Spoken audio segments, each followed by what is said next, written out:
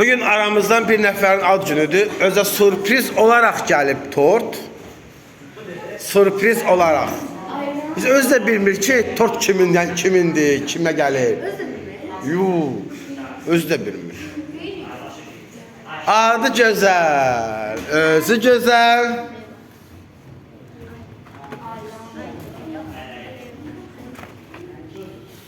Leyla. Ad günü mübarək Leyla. Həmən saldı.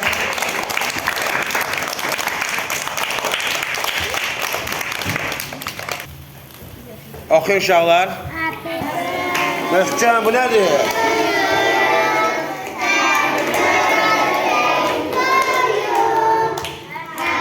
Happy birthday. Elə bir yemək, tort yetirdi, tez-tez. Leyla gel filan. Ayaq sağlarıq ama. Aferin. Elə sən az günü mübarək. Sən böyük qız olasan. Ağıllı, dərslərində yaxşı, idmanda yaxşı, papan mamanın sözünə baxasan, həmişə ağıllı qız olasan.